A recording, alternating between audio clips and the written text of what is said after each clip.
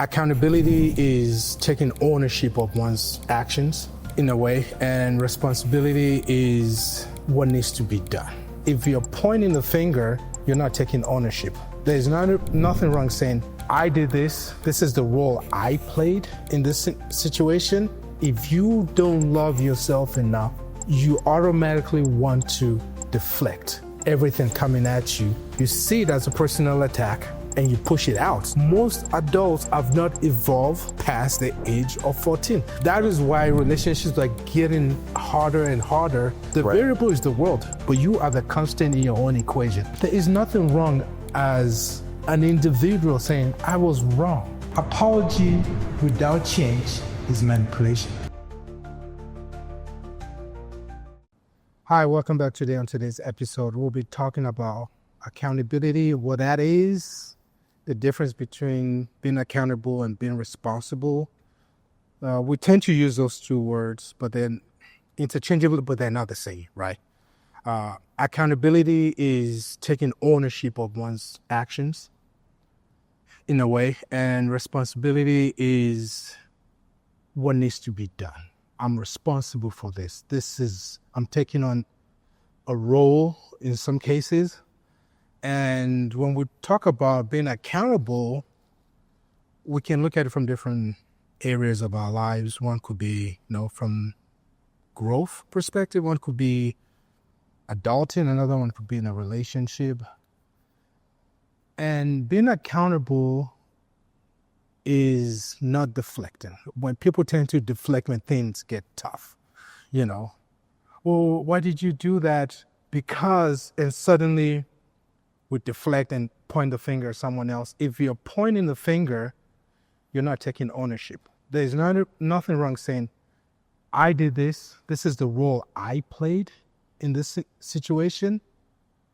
And then you could go a little bit further and say, this is why I did it, to explain your thought process, right? Mm-hmm. But what we tend to see is people deflecting.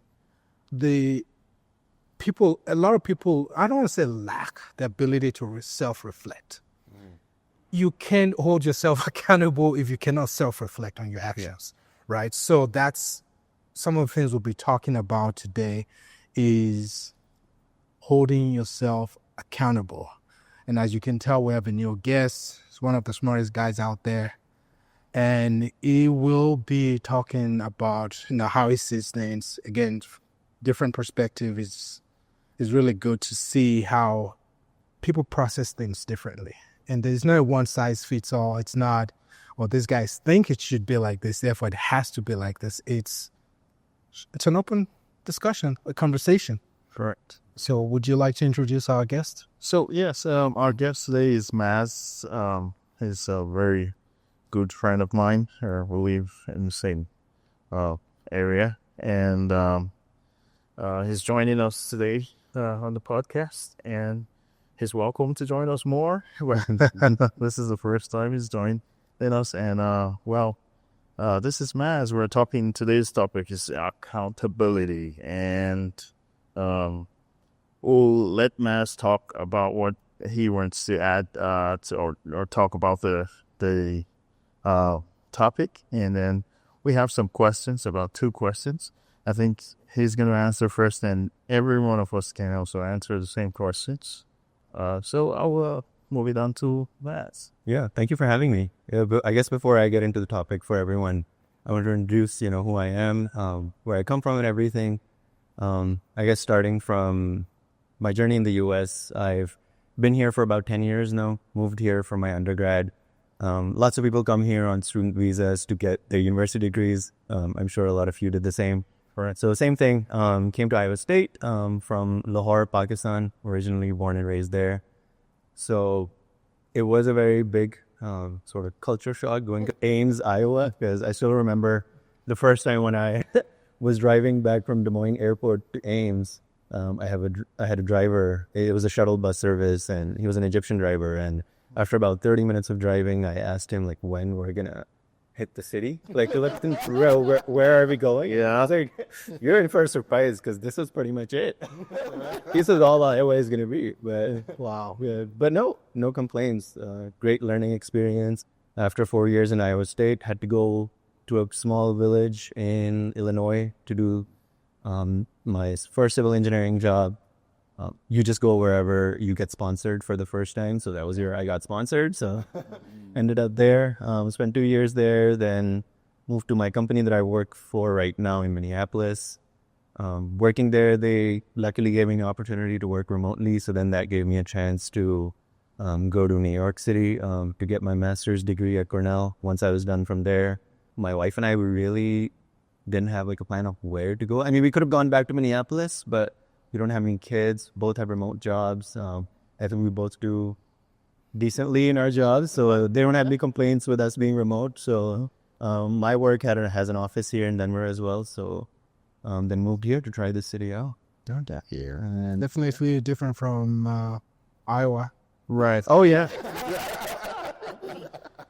And then it's funny, he lived in Illinois. I lived in Chicago, too, when I first came here. I lived in 1.5 hour west of Chicago. Chicago, okay. I don't know if you know where Rockford, Illinois. Yeah, I know Rockford. Closer to that, there's a small town called Freeport, Illinois. It's about 30,000 people. Right. Majority of the population there is retired communities. So, not the most fun place, but you got to do what you got to do. Very true. It's a small world. We came here. We lived in almost the same places. Everybody, like, you come, you meet someone, you say, oh, you live here, and you just came here. Yeah. It's like, yeah. Yeah, luckily it wasn't that.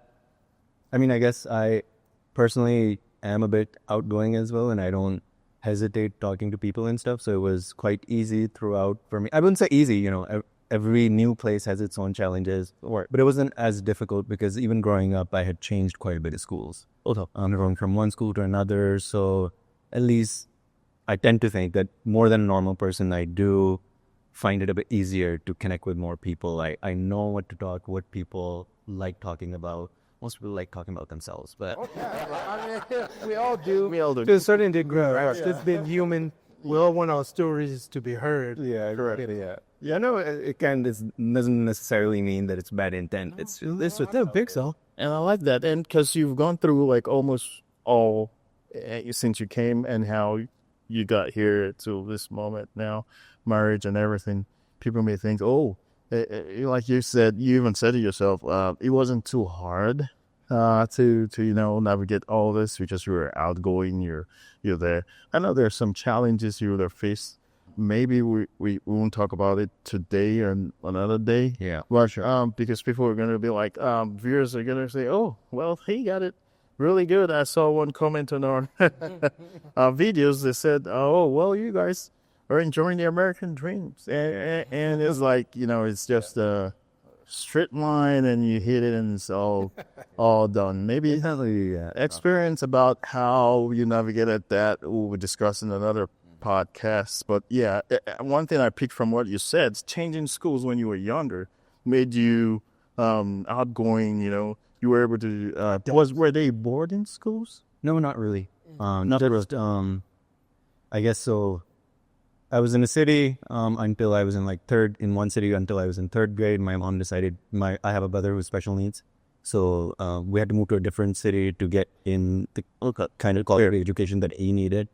So moving to another city. So then from, I guess, third to fifth grade, I was in one school. But then my mom decided that, she talked to me about getting some religious schooling as well. So then she put me in another school where I was born and raised Muslim. So then we went to another school, did that for about 3 years. Then I did the British system. So went to another school to do my O-levels. After O-levels, went to another school to get my A-levels and then got here. So sort of different needs wherever it was, whatever needed to be done. We kind of have almost everybody here have the same, because we're all immigrants, right? Yeah. When we have kind of the same flow in terms of schooling, changing schools. I had that to happen for my cousin. We went to the same school to an extent and we changed. So you and Paul are cousins? Oh, yes. I didn't know that. Yeah. Good looks run in the family, huh? Oh, right. So yeah. Boarding school. I asked if it was a boarding school. It was because I went to a boarding school too, and it really helped me. Yeah, grow up. Scarlet. Yeah, Because you gotta survive by your own self. You're not with your parents at that younger age. There's a lot of experience we can't even get into today, but yeah, it made me stronger, and we have similar experience coming here to the US and being where we're at now because of most of what happened like when we're younger, school and changing schools, trying to adapt, For sure. meeting people from different homes, and then you still have to agree, Yeah, that's the big things. I have an uncle. He's a doctor in Pakistan back home. All of his kids work here and are settled here. But he says that everyone growing up needs to get like this independent experience of living on there to actually start growing up and developing as a person as well.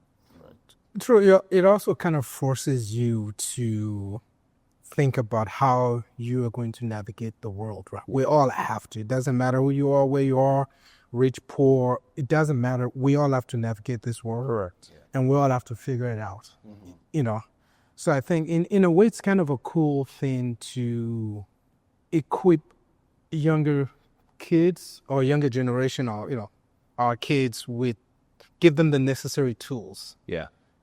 To navigate the world. And one of the most important tools I've noticed is being accountable.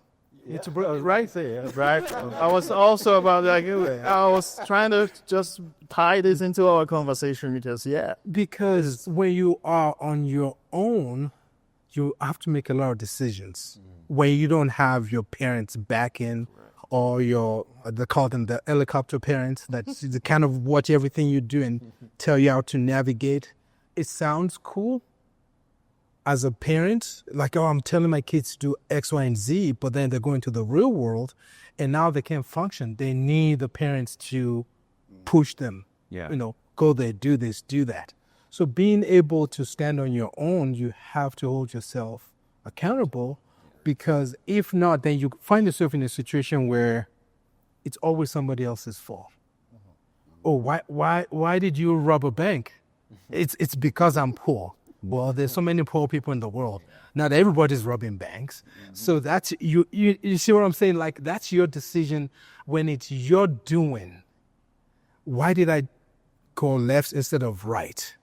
It doesn't matter why, but you have to be able to say, this was my decision. And right or wrong, I'm taking full responsibility of my actions, right? And that's what we don't see very often. Yeah. We talked about leadership.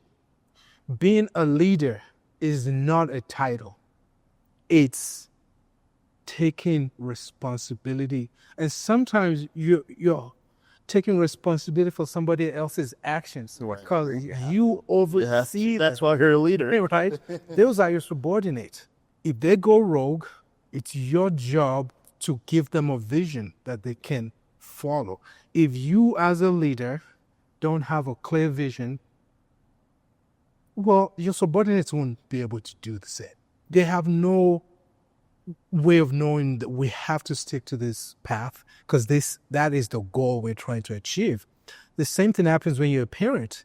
If you as a parent are not aligned, your offspring, your kids, whoever looks up to you will fall off the track because life happens. Yeah. Right? Life is designed to push you to find your best self. And how you do that, no one knows. But one of the tools that you need is to be able to hold yourself accountable. Yeah. No, I'll tell you, I hold myself accountable for a lot of things. One of them is speeding. I love to speed. So when they give me that $400 ticket, just take it with pride. I take it. If I never complain. Yeah, it hurts. That's how. That's yeah. I'm like I was doing the speed. So you do the crime. Yeah. You pay the price. Exactly. And people don't want to do that. And we see that also. Now I'll touch on a little bit of different things, and then I'll let you guys, relationships. And it's unfortunate that we live in a culture, and it's worldwide now, it's a global issue, that as men, we are held accountable.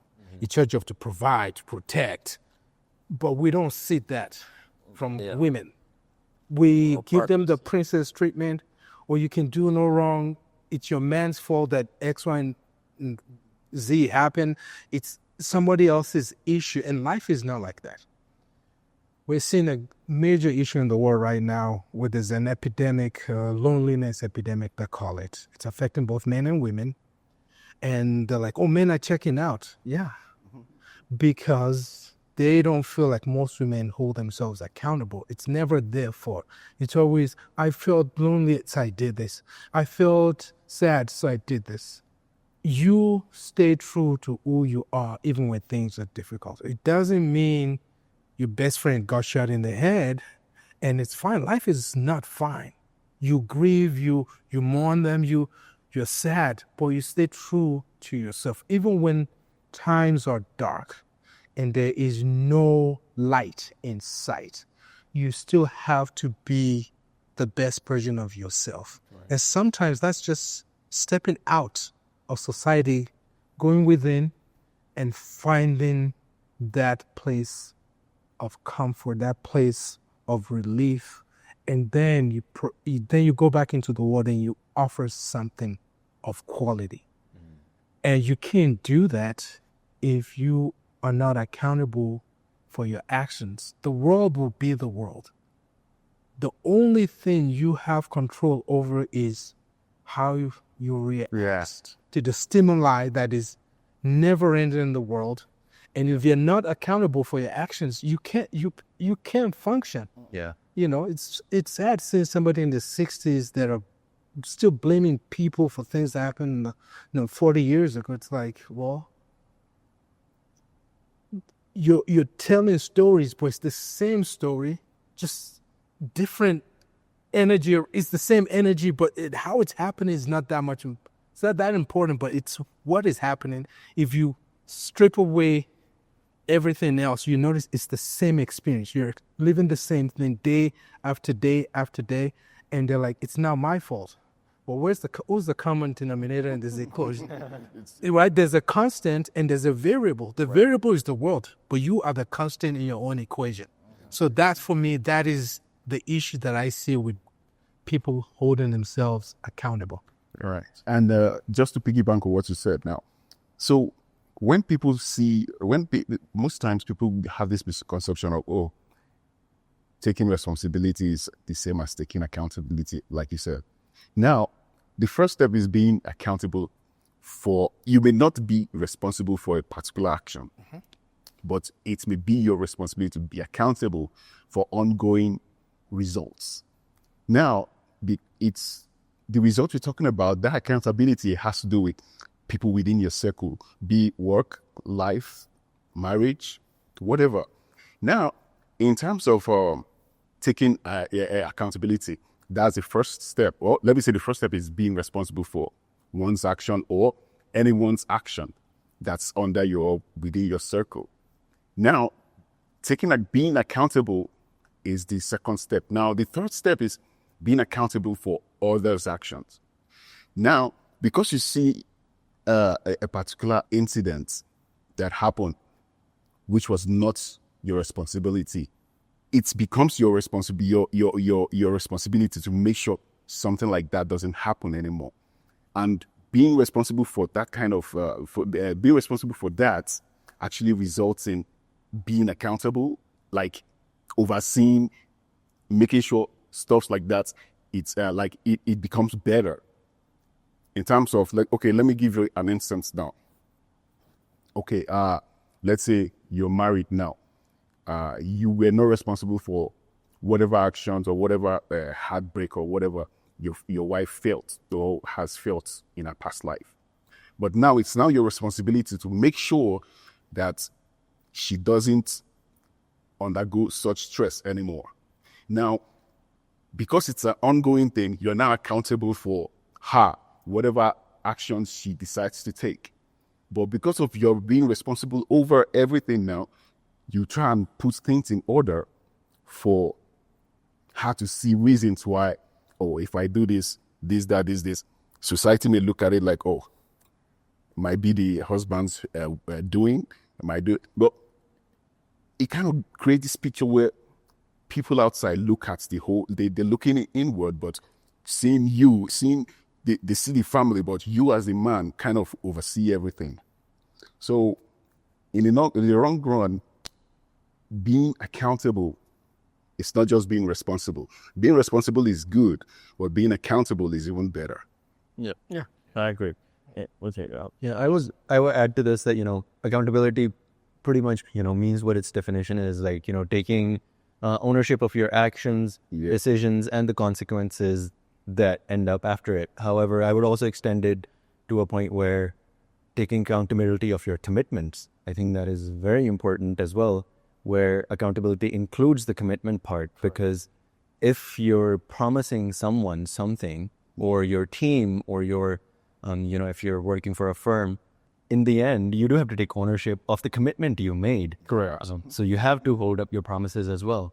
And I would say that in a lot of circumstances, we think about, how taking accountability benefits our environment and everything. But what in my head is a bigger question is how not taking accountability affects your environment and how much harm it would do to a society as a general. If it starts from a home, right? If you're not taking, if different members of a family are not taking on accountability of their actions in their home, how does that start spreading in the overall society and community? And you see it all over the world where a lot of leaders are not taking accountability. We were having this chat earlier before we started recording about this being a similar trend everywhere in the world. Maybe it's a human condition. We like shifting the blame, but not being accountable for your acts and decisions and your commitments, the amount of damage it does to like a country or society, it is very significant. It's extremely significant. Yeah, you hit the nail on the head with your points. Exactly, because that's what I was just wanting to talk about. In this podcast or from previous videos, we've always talked and said that the basic unit of society is the family, right? And where does it start from? Like there's a word that says charity begins at home. The same applies to accountability. It begins at home. So the little family structure, who is taking accountability of their actions, is from the father down to the child, the wife, and everybody. And like we always say, what you see outside that's wrong can come from anybody's family, even including yours. So the way you are, if you see something outside that you don't like, is that happening in your house too, or as well? Because it's very easy to point fingers, and all the other ones are pointing back at you, but we really don't think, we really don't pay attention to that. And so, yes, accountability, to some people, it may be like we are just manufacturing this word accountability, or it's so much of a big thing that they can't apply to their even day-to-day lives. It's not that big. It's from your family, how you were brought up. When you go eat, do you just go throw the plate in the sink and leave it there for anybody to come and wash it for you? Do you clean up after yourself? Do you at home go to the toilet and leave it for someone else to come and see or dump that? It doesn't. Like, those are the little things that we have to buttress to make people understand what accountability. We're talking about leadership, we're talking about relationship, we're talking about different aspects where accountability is applicable to, but we also want to bring it home, personally, to the little things, so that it's not like we're just talking about big stuff and we can't understand it's not applicable to ourselves personally. True. So, yeah. So, for example, if we look at the family dynamics, right, and you think about being accountable, is when you do something, we hurt people, whether it's intentional or it's not, you're going to hurt someone's feeling. It's just being in close proximity to other living, other humans, right? You're going to say something, you're going to act, or not even say something, right? They say silence is deafening for a reason. True. Right? And the ability to say, I'm sorry, man, I think it wasn't my intention to hurt you.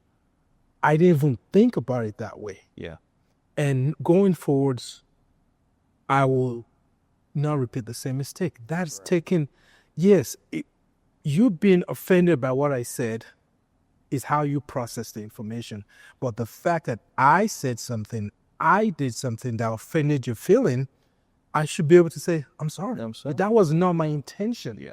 We don't see that. And something we learn as kids. Kids hate taking ownership of, right? Their own. Kids kids don't like it. So as the parents and adults in your life, whether it's uncles, aunts, wherever, it doesn't matter.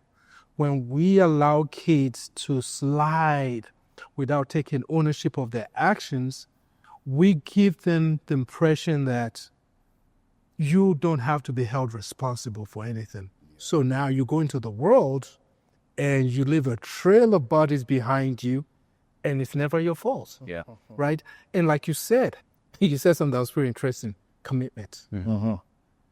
The biggest issue with being accountable is self-love. If you don't love yourself enough, you automatically want to deflect everything coming at you. You see it as a personal attack and you push it out. So there's little growth. Most adults have not evolved past the age of 14. If you go talk to a lot of therapists, they will tell you that. Most adults have not evolved past the age of 14. They fight the same way they fought when they were 14. That is why relationships are getting harder and harder, because when two adults come together, when you have a disagreement with your partner, it's the little kids in you fighting each other. Yeah. I actually didn't know that. That's Right? It's the little kids in you going addicts. Yeah. And I'm not saying, having a disagreement with your spouse or significant other is wrong. It's how you do it. Are you cursing at them? Are you throwing things at them? Are you breaking things? These are unhealthy behaviors, right? But when do you really pick up those behaviors? Usually when you're a kid, when you're younger.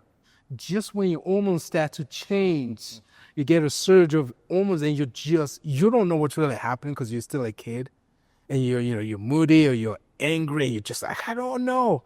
And you're not given the platform to see yourself as something of higher value. So you're not going to think like that. You could be a billionaire and you act like a child. I've seen therapists, people that have helped people in the world, and they can evolve past their own childhood traumas. Okay. Isn't that the wildest thing? Yeah, therapists that cannot evolve past their own, little 14, 15, maybe 12-year-old self, because they also didn't think that, it's my parents' fault. Your parents did the best that they could given the situation. Some parents better than others, but show me a perfect parent and I'll show you God. Right? That's right. Yeah. So when we talk about being accountable, it starts from the house. Yeah. It starts with the parents. There is nothing wrong, and we had this conversation early before the podcast. There is nothing wrong as an individual saying, I was wrong. Sure. I will do better. But you have to love yourself enough to know you are better than that. You cannot rise above that unless you truly believe you are in the process of evolving to your higher self. If you don't have that mindset, you will be stuck at whatever age you're stuck in. And oftentimes it's in your early teenage years. Yeah. So, and I appreciate that, and I agree with that, and with everything everybody has said. And this is a very interesting and engaging topic that I wanted to drive something really home. That we've said it. It may sound redundant, but maybe differently. That it starts from home. Really, the ability for someone to understand that your experiences in life, it's debatable though, that your experiences in life are not caused by someone else. Mostly, maybe 99%, that's why I say it's debatable. But for me, I kind of think it's 100%. But because we're all reacting to whatever, the stimuli, like you said, that's constant. So whatever is happening or whatever your experience is, whatever your situation is, if you can hold that thought that it's something I'm doing or I'm not doing. It's the idea of the Adamic scene. I know where some are Christians, some are Muslims. Adam in the Bible, although I went to a Muslim high school, so I know how to pray with the Torah there. I know how to say the prayer. Yeah, so that Adamic scene, always blaming somebody or something. That's where it starts. And Adam, let's not forget, Adam blaming Eve for deceiving him. But was it really deceit? Right. So That's another question. yes. So personally, that's why I say it has to start from the family. There's no way it's gonna come from. If you don't learn it from your family, you can learn it outside, but it's gonna be harder. Personal experience. He knows better. When I was in high school, I wasn't really terrible in maths, but not like you, who it's in your blood. Like your father was a professor, maths professor. So I didn't fail maths. I think it was we call it JSS2 to going to JS3. So the mid grade in high school, 11 back in Nigeria. to 12. Right. So I didn't go to school here, so I don't even know about those grades things. How is this thing? Knowledge, yeah, was he did the Nigerian local system? Yes, for high So school. we have the same kind of system, the O levels and the A levels kind of. Right.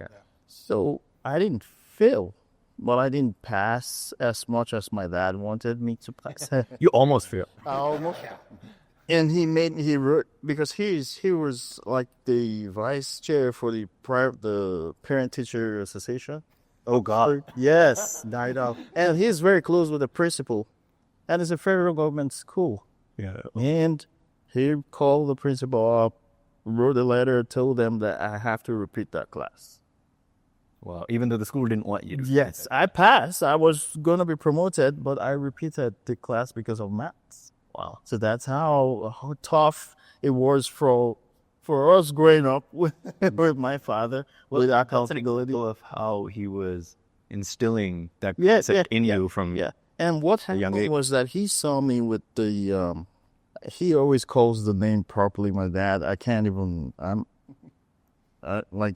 correct it in English sometimes. He knows all the words. So there's a word they call the multiplication table book. Like, multiplication table, So there's a book, I don't know, I forgot the name he calls it. He knows how he calls it. So he caught me, one day he saw it in my bag. Because when schools in Nigeria, you're supposed to know that, the back of your head.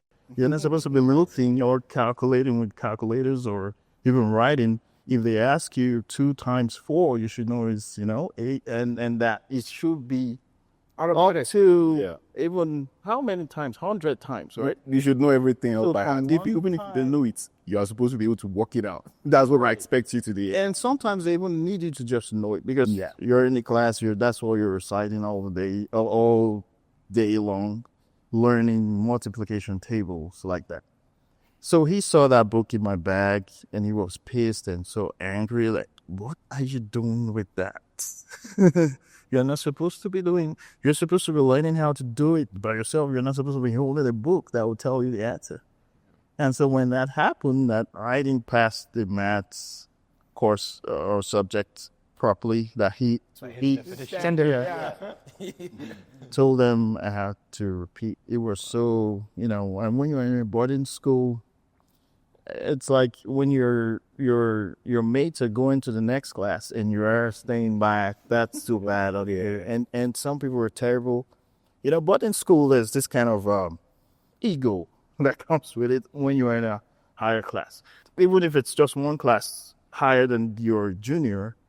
There's this ego because in boarding school you can send your junior to go fetch you water, go buying stuff. Yeah. So if you are left behind and your mates are going forward, someone can be very stupid and silly and send you to go back just to get in your face. So that was even hardcore accountability. That like I was almost like if I wasn't strong, it would have messed with me. These are things that if it had happened here, some people will be calling therapists for their kids because they will give an excuse that, oh, you messed your child up because he passed and you told him to go back because he didn't pass as much as you want him to pass, and then they will give that as a reason for being unproductive citizen of the society. But yeah, it was tough, but I had to pull through, and yeah, so And so we've touched here a lot on, I guess, personal accountability. Right. Includes, accountability starting from within the family. However, I also want to expand the subject we have a bit to. and Yeah. take it one further step where what about what we do to hold others accountable? Because I think that's also very important. Correct. Yes, it starts from personal. True. But realistically speaking, how world works, there are a lot of people, like you said, that don't learn that from a younger age. Then what are we doing and what are the best ways for it? I personally think when it comes to that, we also, as fellow citizens, brothers and sisters, neighbors, we personally should show each other some grace when it comes to personal interactions, but when it comes to interactions that affect like society as a whole, like the government, then I think the accountability should be very strict and very stringent, and there should be less of a concept of giving the other person some margin and grace. Yes. And so what do you guys think about that? How do you go about that? Because that's what messing up most of the things, right? A lot of people in leadership and government don't have the incentive because they know they can get away with things. Right. True, though. But when you look at, so then that's the issue, right? We're telling other people to hold themselves accountable for their actions. You can look at the U.S., for example, the executive branch. There's a segregation of power, so that one branch doesn't, one person doesn't become too powerful. Power corrupts. Absolute power corrupts absolutely every time. Something that I say. Absolute power corrupts absolutely every time. And what that means is if I give you power that you can go unchecked by anyone, I don't care how great of a person you are. Eventually, you'll be corrupted because absolute power corrupts absolutely every single time. It takes one incident that makes you mad and you realize how much power you have. You are bound to exercise it, right? That's why people, like you will see gurus, and I listen to one of the guys I listen to, a Sadhguru and stuff like that. They don't want to be in a position of power. They want to be in a position to uplift and push people to do better for the world. So when people are in a position of power, how do you check them? Well, that's a tough one because it's hard to check someone when you need them to do something you need them to be on your side so you can check them. We've seen celebrities that have done crazy, and I'm not going to mention names. They're like, how come the people around them didn't check them? Because suddenly, the moment the word goes against them and everyone is going after them, the bodyguards, their friends, like, oh, I knew this. Like, why didn't you tell them? Because their sustenance and the survivor dependent on this person. You don't bite the hand that feeds you. Only a fool bites the hand that feeds them. So the only way to do that to leadership is to have an independent agency or party that can check them without consequences. But we don't have that. What we're saying is leaders don't like to be checked, and if they find somebody in a position that can check them, we get rid of this person.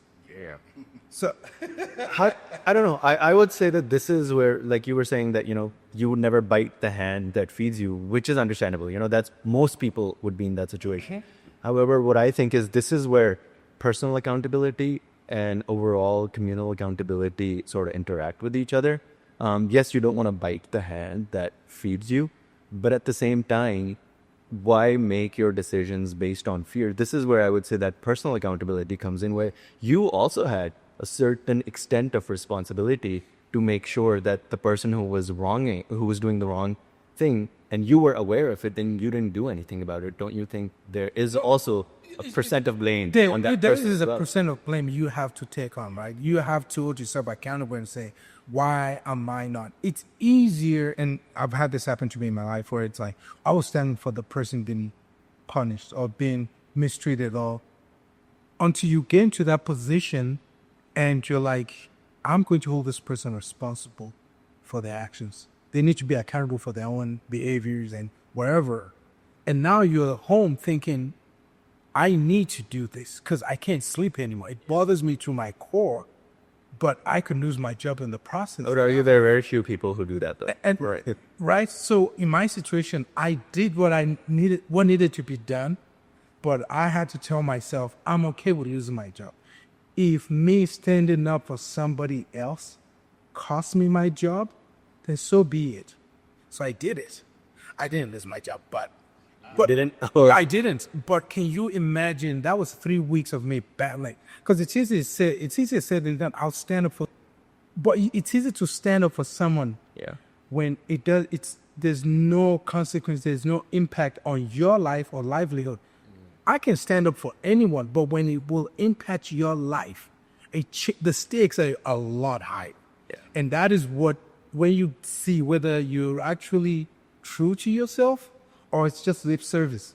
Because when the stakes are high and you're like, oh, I may not have a job, my house, my car, the life of bills I work hard for could be gone like this. Yeah. So, you know how they say that your character is judged not by the good things, but how you are in that. Exactly. So, But that boils down to commitment in that sense, where when there's something at stake and accountability has to play, even from you taking, trying to hold someone accountable. Yeah, I know you said sometimes something is at stake, maybe your job, crime, or anything. Still boils down to value that we discussed around other previous values. I've seen you stand for what you believe in, and True. I believe we've worked together, and even though something was at stake, you still said what you had to say and you left, right? And I've done that too. You've experienced that cup. That is the most important thing. And many things is stake, man. it's that thing in life. It's risky. People say everything is risky. Being alive now is risky. Being born is risky. Everything is risky. So what great metaphors. It is risky. I was saying this story about, I was reading this news somewhere in Ohio or Michigan a couple of, this was last year. The family was just sitting in their living room watching TV, and a truck drove in. They built these homes with wood. They used just wood to build a home. The truck just came in. They were sitting in their living room, and the truck drove in, killed everybody in the living room. Life is risky when in your living room. Oh, yeah. So there are high stakes. Who are you? What are your values? Are you going to stay committed to being accountable? Yeah, that is the issue we're talking about. that's what we need to. That's what we need to do. And it's happening both in government and in a work environment, where I love America. In fact, that's why I'm here, because of the institutions that where most of them were there, and then now some of them are being rolled out. So most of them were there independently to check what you were saying, check and make sure accountability is in place in every aspect of both government and healthcare, everything. But that's what it is. And it boils down to the fact that you said something that's a very good point. You say when there's power, total power, then everything is going to be destroyed. I agree. America, the founding fathers of America, they probably knew that, and that's why they have a constitution. Everybody has. Like, there should be something that is above one person, like any one person. Yeah. That we can look up to and say, yeah, because of this, we have to hold ourselves accountable. So no power should be above a certain. Yeah. Correct. Which Whatever. which is what this country was built upon, and they're trying. I wouldn't say that they're doing their best to hold on to what they've built upon, but yeah, I'm just saying this is an example of how, even though things are at stake, what was your value? Are you going to do the right thing when everybody's looking? I didn't want to bring this in, my experience from the military. Serving in the military, we have the Marine Corps have a body system. Body system in terms that you repaired all the time, and there's a reason why. I think all the military arms in the United States do the same body system, and we hold it's just for accountability reasons. You have to hold, because this can be the person who's going to save your life in war tomorrow. So if his weapon is not clean, I have to call him up and say, man, if your weapon jams or when your cup brings haze, I'm lost. Yeah, so we don't play with that. Yeah. We don't play with that. Accountability. So I can. So I hate to do this, but let me throw a little bit a small wrench into this discussion now. Okay. So, from my own point of view, I feel accountability is it starts with you. Now, you taking accountability of someone else's action, you really can't hold them. That's how I think. You can't hold them accountable for something. It's just like, okay, let's say you have a job now. The job description is your responsibility. Now, you can hold that person responsible for not doing or doing whatever. Because there are sometimes you actually you take responsibility of whatever is being done, and the results doesn't come out positive. Now, where the difference comes in now is you taking accountability of the results, not of the action you took now, but the results. So now I feel you really cannot, the wrench I was talking about, you can hold someone responsible. You can't hold them accountable. Although there are systems in place to check certain actions or certain responsibilities or certain power, like you said. But in long run, I think it starts from the individual himself or herself. Sorry. No, you're right. So from what we discussed so far, do you think, because like I said, if you look at it from a broader perspective, like government perspective, we can say there are systems in place.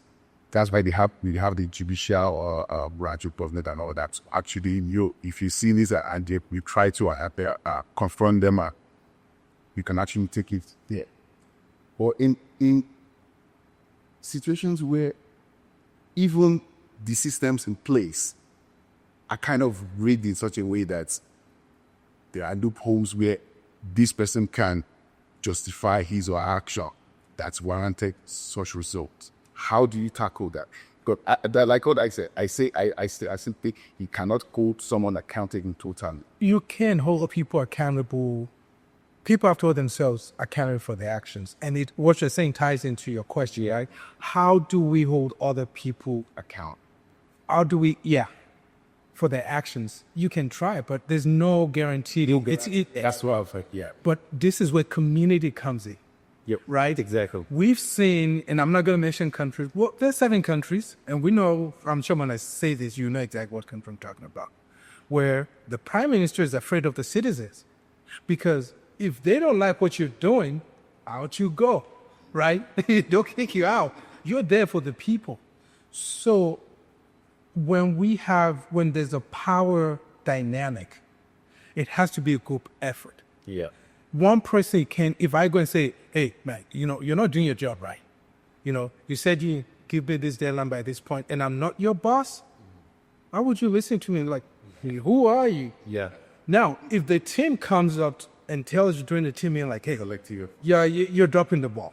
Yeah. Like, we are all struggling, working extra time to make up for you not doing your job, your behavior will change.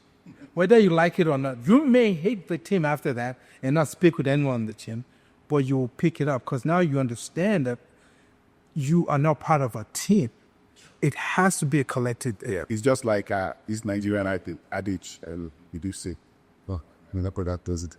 It says like, if you are in the gathering and someone tells you, "Oh, we smell like shit," you may think the person is just giving you shit. But if a third person comes to you and tells you, "You smell like shit," then you have to like take a step back. Do I really smell like shit? Then you start looking at yourself. Did I step on something, or have I messed up with? You understand? So the accountability, people can actually make efforts to hold you accountable for certain results, but it all depends on the individual. True. Well, yes, like he just said, what of those people who didn't learn accountability from their family? How do we hold them accountable? That's why I said I'm because the military and the civilian world are too different. That's why I don't want to keep bringing military threat. But I want to tell you something. If we were all going to take all the situations or everything happening in our life with government, everything even work as a life and death situation, are you telling me you're not going to be able to hold someone accountable for their actions? You will do that because that's what we do in the military, because It's like a lot that. of people have made people die or have killed people, even their team members, from their lack of being accountable for their own actions or what they're supposed to do. Like I gave that analogy of, this is my buddy, we're clearing a room together, and his weapon jams up and I gets shot. Sometimes he's not even alive, because he may even get killed too. So the story is after the fact. If there was a camera that could catch where his weapon jammed up, that's where we'll know what happened. But that's what I'm saying. It is as important as seeing it as a life and death issue, because I've had that kind of training, and I don't take, like, at work you can hold somebody accountable. I know people will look at you as maybe the one that throws people under the bus, but really, if you're not that kind of person, you won't be seen as that kind of person. So you go to work, you do your work, you do everything well, and somebody in your team is messing up. And sometimes it falls on you to cover up for the person. There's nothing wrong in speaking up and telling the leader and saying, this person is messing up. But before, and that But became. people will look at you as the person who throws people on the bus, or... Well, the question we should ask is, did you have a private conversation with the person? Hey, there's procedure to it. Yeah, you know, there are levels to this thing, right? What? Like, hey, I noticed I always have to pick up the slack after you. What's the deal? Do you need help? Have you reached out? And because we can hold all people accountable in ways that doesn't feel like they're being attacked. Sorry, just a chip. I feel from this conversation, the last part of the conversation, it's like are we talking about responsibility? People holding people responsible or holding them accountable? You can accountable. It has to do with the results. Annoying. Not all the time. So not all the time. Accountability is only owning up and saying it's ownership. Yes, I did this wrong and I'm correcting it. It's like you're remediating it immediately. Like you're saying, it's not just saying it. That's, yes, I did this. What are you doing? Are you correcting it right now or no? And I think that's what Paul does. That's what it does. What is like, for example, at work, I've been early on, I've been in situations where I was like, it is my fault, so I should let, people know early on that, okay, I messed this up and this is going to cause problems for everyone. Because I work in design, a lot of times has domino effect, if you do something wrong, they're using what you worked on to do their design, and that messes up everyone's design. And one time it did happen where I let them know, and I went into the conversation expecting that, okay, my boss or the leader of my team will now be like, okay, thank you for owning up, and this is what we need to do.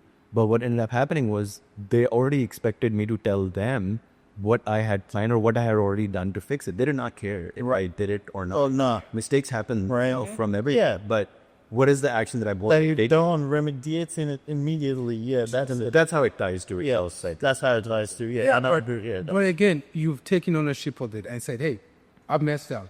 The issue is when you're trying to tell other people to take ownership and they're being resistant or they're fighting that because they've never had to do it at home, right? If you have, if let me rephrase what I'm about to say because I'm trying to say in a way that's not offensive. The YouTuber first. You tell the same John is so you see, there are some situations where the responsibility is implied.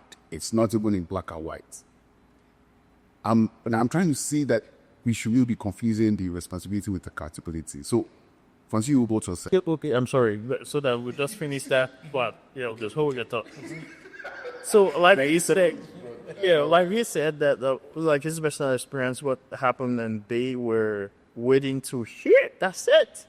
They were waiting to hear what he's gonna do to correct it.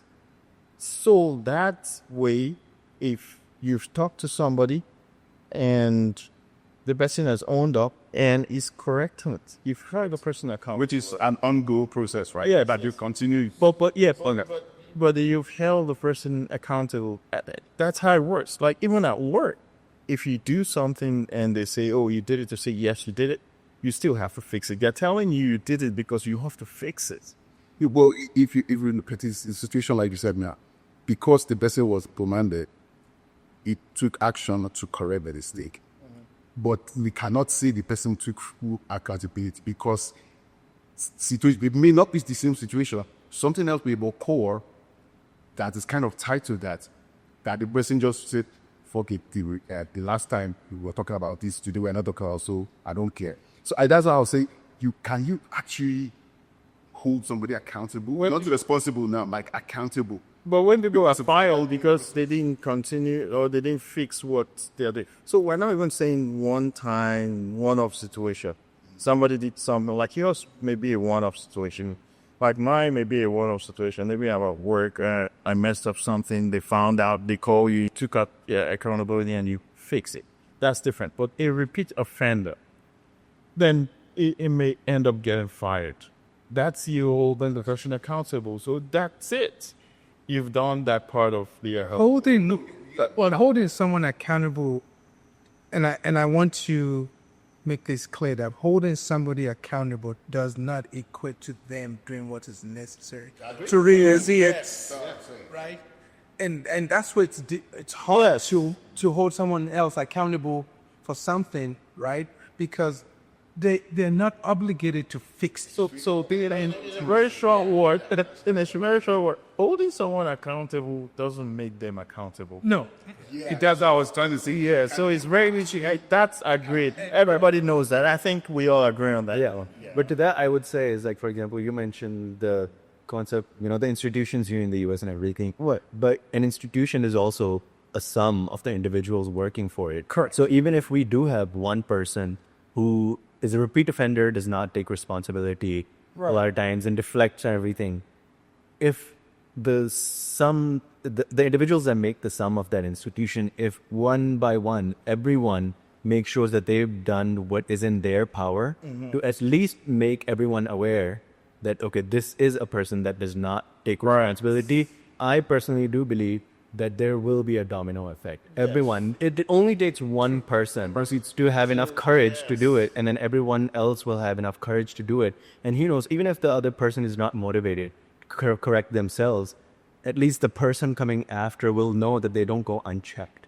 There is a power imbalance. Sometimes someone is way too powerful for you to do anything, Exactly. to them. And in scenarios like that, that's where a community, doesn't have to be like a community, but a group of people coming together to say, hey, all-powerful guy, we don't believe that you are doing things in the best interest of everyone. Yeah. Your behavior, these behaviors that would notice have gone unchecked, it doesn't serve anyone but you. Yeah. When you have a collective coming together, it's hard to say, no, I don't get it. Yeah.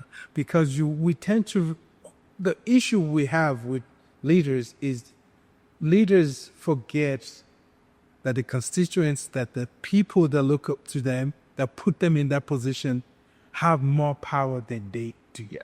So if we give minority the impression that they have power over majority, then we're going to keep seeing this nonsense we're seeing. But when majority understands, and hence in certain countries in Europe where you are afraid of your citizens because they can decide today that that's it. Enough of your, it's a job. Any leadership position is a job like any other job. If you suck and you're self-serving and you're too self-centered, get out. Go find another job. But we don't treat certain positions like that. We treat it like it's a monarch, like it's a king. And we've seen kings in the past that just go unchecked. And oftentimes, guess the people that take him out? Their own council. Their own. Because they're like, this guy it has too much power. Now you come off crazy because you're just doing things from your own perspective. You don't care about anyone else. So when we talk about people, how do we correct people? It's a cultural thing. Right. It's a culture we have to develop and strengthen where we can say, no, if somebody's acting out of line, somebody's not pulling their weight, first of all, have we stepped in to help out? That's the first step. If we have, then we've done our part. And sometimes stepping in could be 5 different conversations. Right. I'll pair with this person, I'll pair with that person, come sit with me, let me help you out. But if a person has shown that they don't respect the people they're around, the colleagues, their position, it doesn't matter. I've played sports. You have to respect the people you're competing against, right? It's just part of holding yourself to a much higher standard. And the truth is, accountability is tied to ego. Right. If you're egotistical, you will not hold yourself accountable at all. Shit.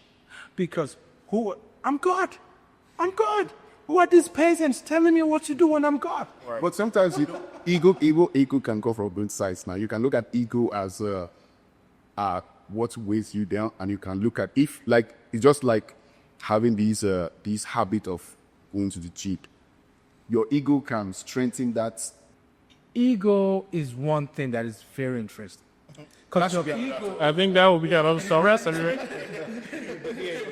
It should be another. But to your point about work accountability and you saying it's not just where you sit on your partner. No, yeah, I'm just talking about work because you said something about work too. Stepping in to help someone. So every company, every work at that, we're all work. So they have their own policies on how to do that. Because sometimes it may not be the best thing to go and approach somebody who is not doing well, or making lagging at a team, telling the person, oh, you know what, you saw that. Oh, not even so. Even if you come in the best possible way without malice, and you're nice and you're telling somebody, like you said, ego. Some people, the way they are, they don't want to change for anything. Yeah. And when you do that, it's like you're confronting them. That now comes off to that as confrontation. So some companies, like where we've worked together in other places, they'll tell you if it's gonna appear as confrontation, then you don't need to go to the person. They have a manager you can talk to. They have maybe a pair that they listen to, but you can talk to. Which, to me, sometimes that is even too much. Like going to a pair, I will prefer to go to a manager who the person reports to, who can talk to the person. And telling the manager you're not going to throw the person down at the bus, you're just saying, you're explaining from your own part. Oh, well, this is the reason. Our team is lagging. This is what is going on. But that's not necessary. When we say throwing somebody under the bus is, by the way, you know that project that failed?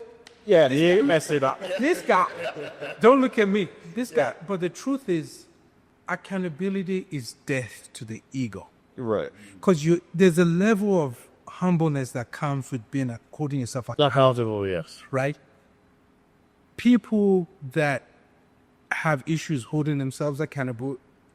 And a lot of the times you see it in every areas of it because it bleeds. It's like a cancer. It spreads very rapidly into all areas. People that don't hold themselves accountable at work, guess what they don't do in their relationship? The same thing. They don't hold themselves accountable. Yeah. Guess what happens when they're driving? They don't hold themselves accountable. It bleeds into, it's a cancer that spreads quickly. If you are humble enough, you will, there's a difference between constructive criticism Yeah. and bashing someone. If someone bashes you, naturally the defense will, you become defensive. It comes up because you have to protect yourself. And I say this all the time, we've evolved as humans externally. We haven't really evolved from our forefathers. The external world has changed completely from the 1800s to 1600s, but humans have not really changed on the inside that much. We've barely changed. Traits. Right? We're still being triggered by the same thing. We're still driven by the same thing. It's just the times, what triggers you, what you see as safe is based on the times, Yeah. right? There were times when safety meant being chased by an animal, right? You're trying to hunt and a tiger is chasing you. That was safety. That's what you no, seriously, that's what scared you the most is I'm going to hunt for my family or a group of men going to hunt. And then, we see that like the Maasai tribe where they take food from a lion with a stick. They still chase that. I mean, they're just a normal stick Yeah. and the beating lions and they're taking food from them and you're like, oh, this is a man's man. Because I would even think of such things, right? We haven't evolved that much. The issue is when it comes to being accountable, you have to hold yourself to a much higher standard. If you don't believe in personal growth, you will never be accountable for anything because it's never your fault. How can it be your fault?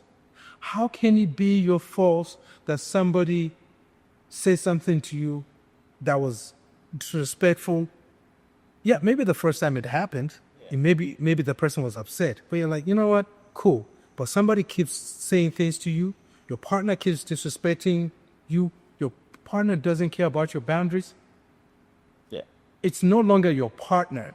It is now you. Accountability doesn't mean you've done something. You're taking ownership of something, but it doesn't mean you've done the something. Yeah. If your partner violates your boundaries consistently, you've allowed it, and that's what you're accountable for allowing your partner to think you don't have a spot. Yeah. Period. When You you have- have respect in a relationship. Right? It's not that you're not disrespecting. In a way, you are disrespecting yourself because you don't hold yourself to a higher standard, no? But you are not the one saying, call me nasty names, slap me, punch me. You will hear people like, yeah, I love him, but he keeps beating me up, blue eyes. And it's like, Okay. you're punching back. Him. Yeah. So you don't, because if you value yourself and you think you're worth more than being someone else's punching bag, you will exit. Now, how you exit is a completely different story. But being accountable doesn't mean you've done something wrong. It's allowing certain things to happen and you not holding your ground. Your boundaries are not, you don't have boundaries. Right. He who stands for nothing will fall for anything. Yes. I know we're almost wrapping up. I know you have something to go do quickly after this. I think we've answered one of the questions. What does accountability mean to you?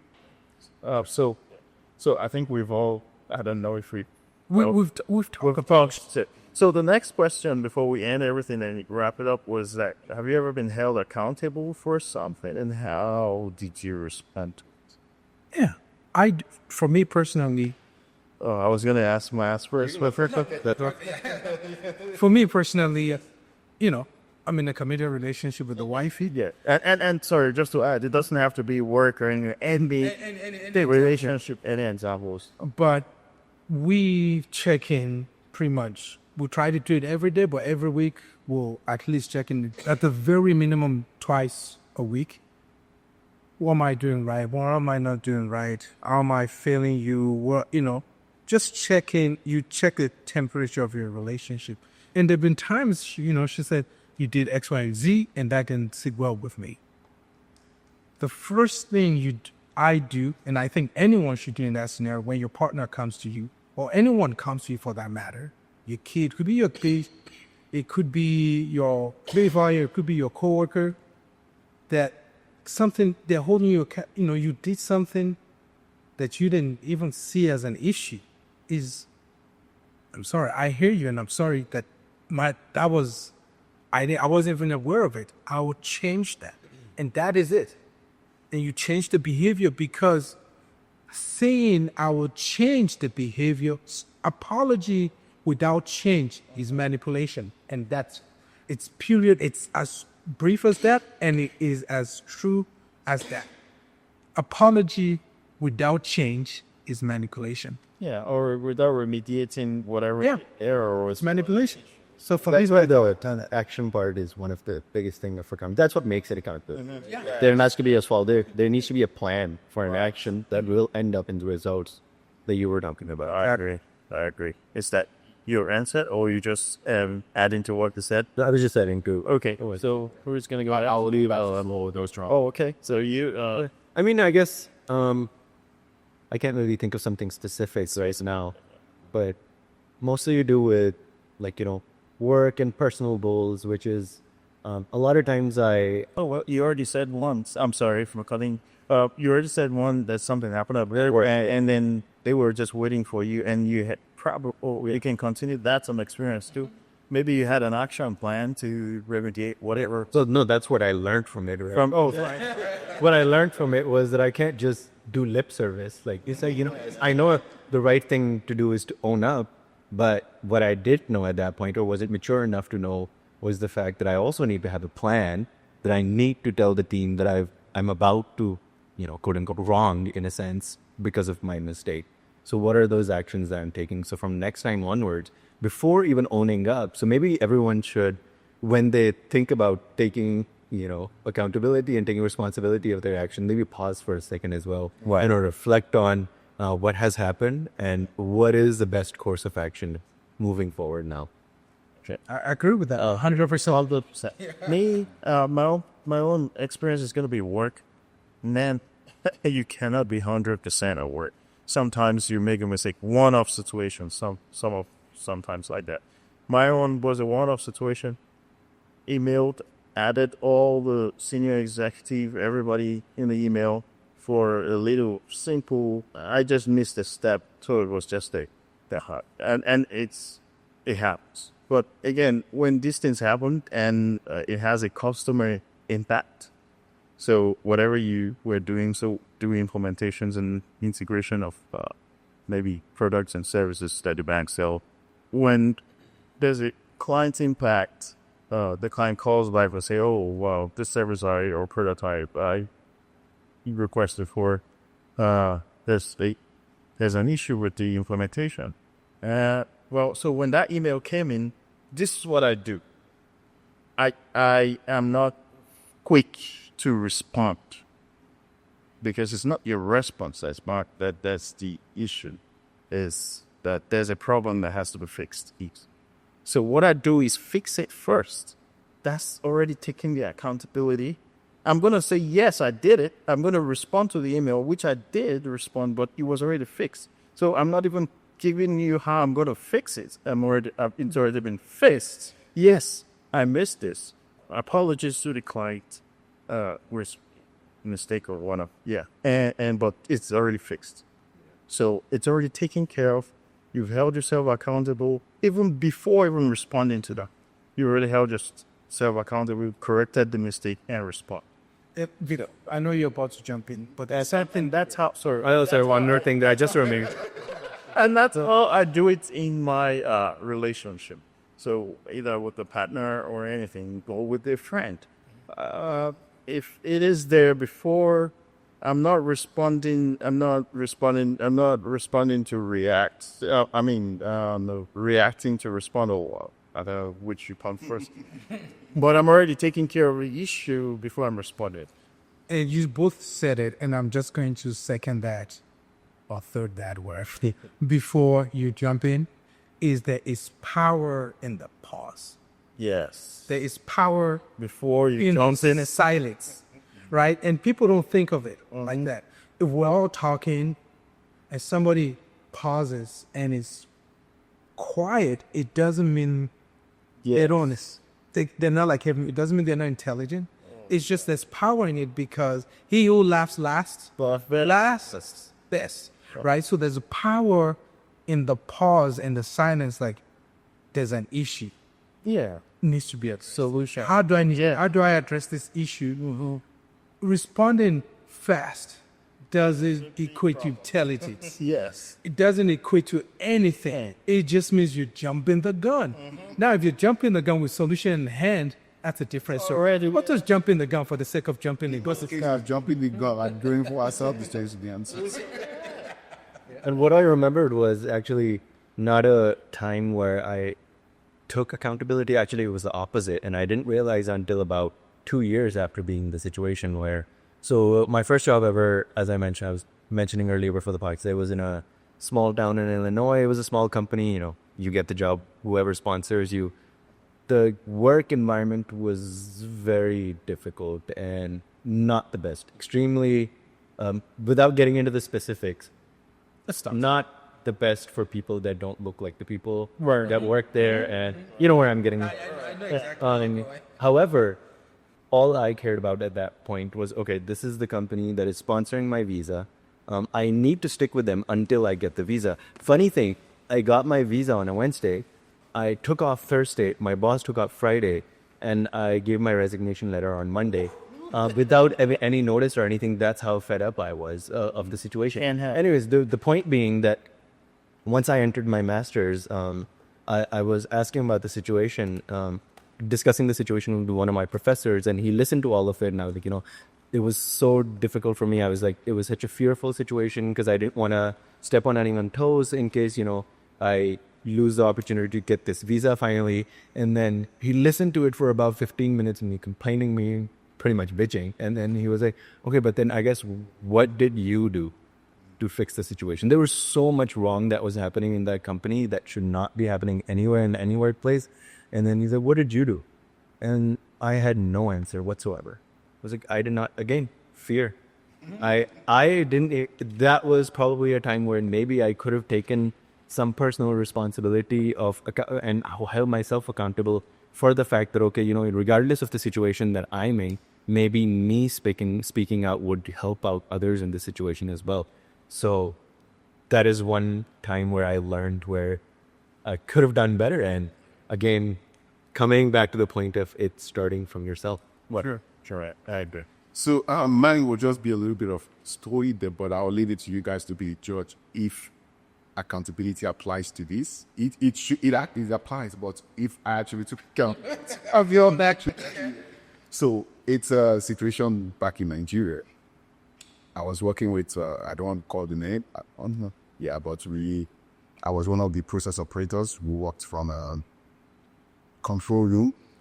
What we did, is this big plant where we produce, it's an automated detergent manufacturing plant. So I was one of the process operators. So the way it works there is that we have 3 shifts. Somebody starts from 7 till say 2 or 3. Then someone else comes and takes over till 9. Then the 9 shifts start from 9 till 7 the next day. And it's usually a weekly thing when you change the switch shifts. So I was in college. I was trying to juggle school and work. But this particular instance, I had to prepare for a test in school. So I prepared for a test, then my night shift started. So I went to school during the day, came back, didn't have enough time to rest, then we started the night shift for that day. So the way the process works is we have this tank farm where another a second company kind of mixes does their chemistry and sends us acid. The acid it is in preparing our detergent. So they do it because they have the different flow gauges to see where certain chemicals are, the level of certain chemicals. So this day I was supposed to go open the valve. So I went there and I opened the valve. Now, I'd like to say well, it's like he said, the work environment too helps. Number one, where the valve is, there are two valves, it's a primary and a secondary valve. The primary valve is low, but the secondary valve is way hard. Sometimes we need to climb a ladder or some like a platform to shut it. And even the valve itself is very hard. Sometimes you have to pull with a hammer just to shut it. But fatigue and everything was weighing me down that night. So we went, we did everything. So those people got the information that, the level of the acid was low. Then they had to pump more. While they were pumping, I went there and opened it and took whatever quantity I needed for that particular batch. I was supposed to go back there, shut it, just to be sure excess acid doesn't get into the whole process. But when I went there, I was fatigued, sleepy, heavy bite and everything. And I went up the platform and I shut the thing. The thing was so hard that I didn't go with a hammer, but I shot it as firm as I thought I could. Sorry. Not knowing the thing wasn't totally shot. So these people were now like kept pumping, but the level on their side was not increasing. So they were like, this is like, what's going on? These people must be producing a whole bunch of detergent this night. They just kept pumping. Meanwhile, I was in control room monitoring the whole thing. One issue after the other, I had to climb 36 meters, 36, is it feet? Stairs. No, not like it's a 5-story building, but you know how factories are. It's not usually like one floor might be this top. So most times the elevator or the maybe 40, you have to go through the stairs. So I was going up, going down. Then we were not like, so these people kept pumping, not knowing we leave tank from the thing started like the tank got filled up and started speeding through the overflow or whatever it's called. I forgot what it's called. It's been a while. So the tank farm was just getting the level. Acid all that kept going up. And I was like, shit, tomorrow I'm producing this much detergent. When my boss comes in, shit, everything is going to make sense.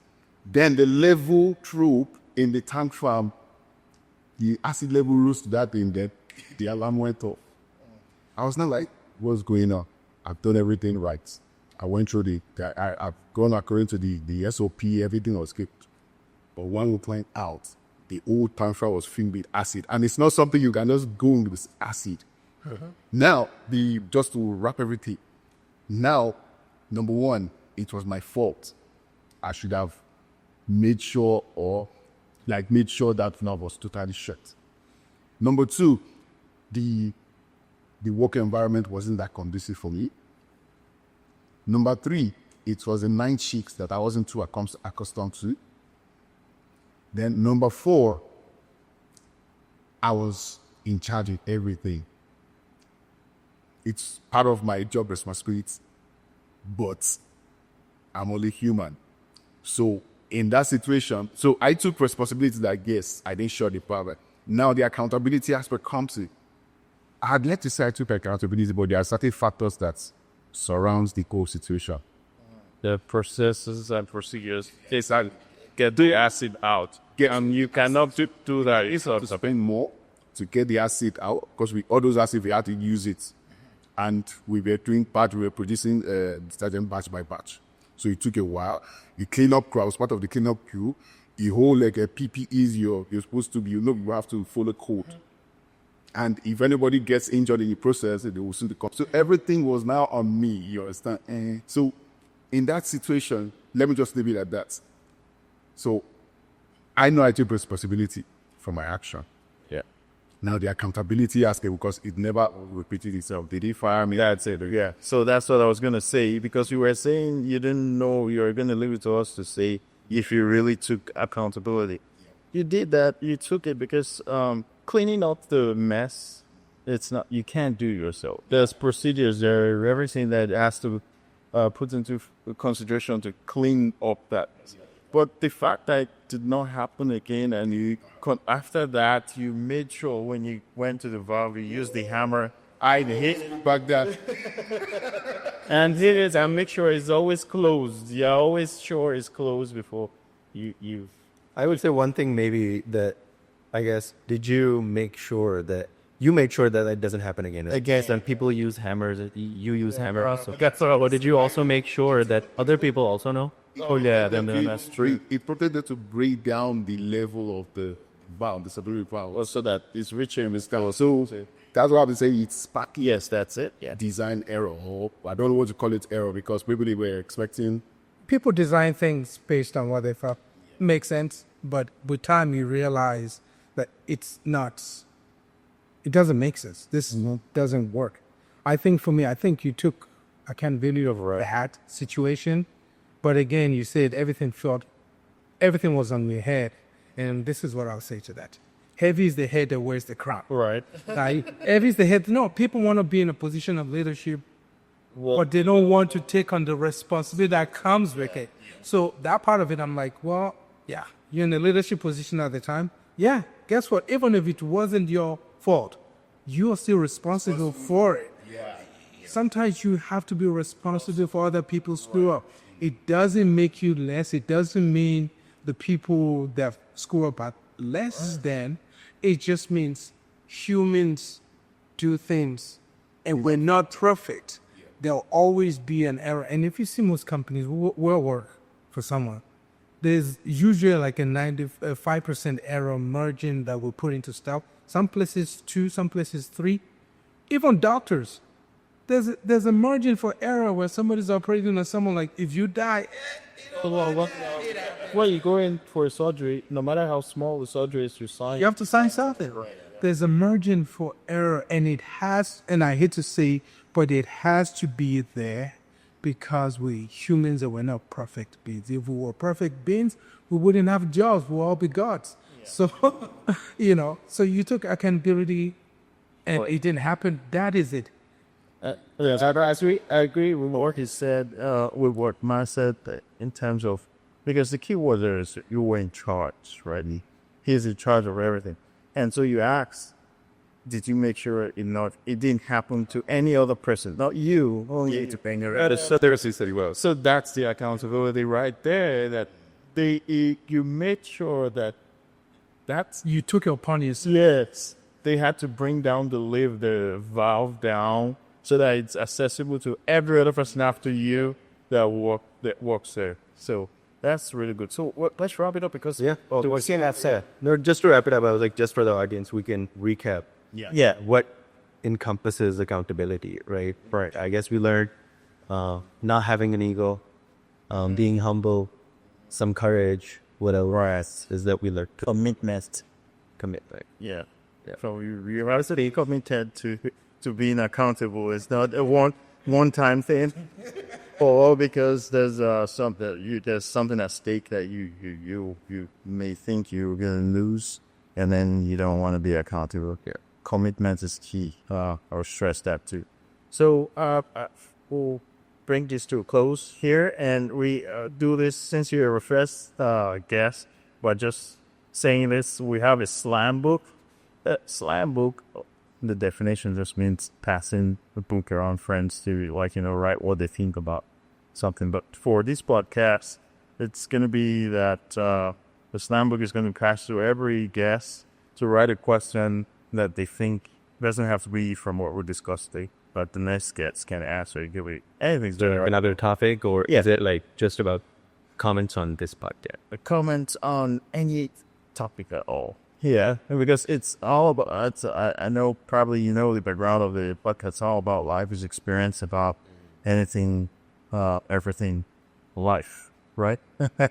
How we, live the life. It's a very thin book to talk about life. We'll keep having more, trying more. But yeah, this is it, and you can write it after the fact. You can write anything after the fact, after now, but this is where we come to Thank you so much for having me. This was a great discussion. You're welcome. Appreciate it. Please feel free anytime you can come back, right? Yeah. I think we all are going to agree that we enjoy your presence, Your contribution. their contribution on you really hit the nail on the head with your points. This was a great start to a Sunday. Start with some reflection. So, having said that, thanks for watching. And if you like, if you can put in the comment section below what you think the differences between responsibility and accountabilities are. And don't forget to like and subscribe, drop questions, comments, whatever it is, and whichever topic about anything you like us discuss. You can leave it in the comment section below. And with that, call it a day. Thanks for this.